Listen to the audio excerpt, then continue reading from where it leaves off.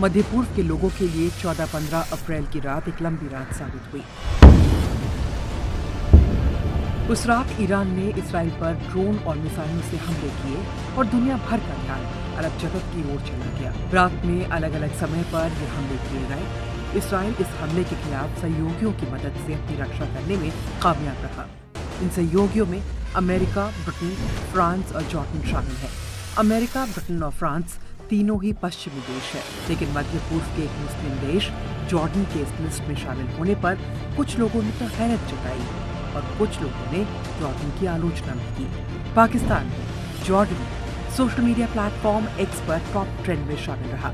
पाकिस्तान के ऊपरी सदन यानी सेनेट के पूर्व सदस्य और जमात-ए-इस्लामी के नेता मुश्ताक अहमद खान ने जॉर्डन के शाह अब्दुल्ला द्वितीय की तस्वीर पोस्ट करते हुए उनके लिए नकारात्मक शब्द इस्तेमाल किए। उन्होंने लिखा, जॉर्डन के शाह को कभी ये सद्बुद्धि नहीं आई कि वो इसराइल की मिसाइल, ड्रोन और जहाजों को रोकें, लेकिन ईरान ने इसराइल पर मिसाइल और ड्रोन से हमला किया तो उसे नाकाम कर दिया।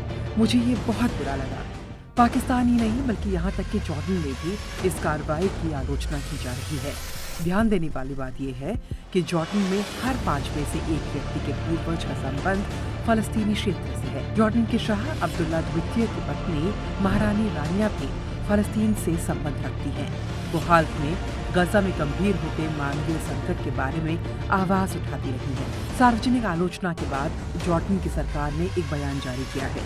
इसमें कहा गया है कि उसकी ओर से ये कार्रवाई असल में जॉर्डन की स्थानीय आबादी को सुरक्षा देने के लिए की गई थी। बयान के अनुसार कुछ मिसाइल और ड्रोन्स हमारी हवाई सीमा में आए थे। उन्हें हमने इसलिए रोका क्योंकि ये हमारे लोगों के लिए खतरा थे। उन गिराए गए टारगेट्स का मलबा जॉर्डन में अलग अलग जगहों पर गिरा, लेकिन इससे किसी को नुकसान नहीं पहुंचा।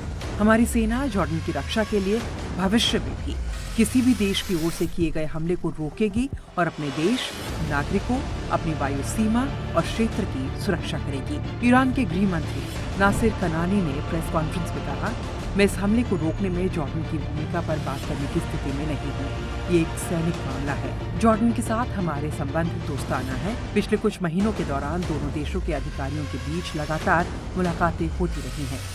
हाल ही में ईरान के समर्थन वाले इराकी मिलिशिया समूह अल मकामुता इस्लामिया की ओर से जॉर्डन में मौजूद एक अमेरिकी सैनिक अड्डे टावर 22 पर ड्रोन हमला किया गया। इस हमले में 3 अमेरिकी सैनिक मारे गए थे जबकि 34 घायल हुए थे।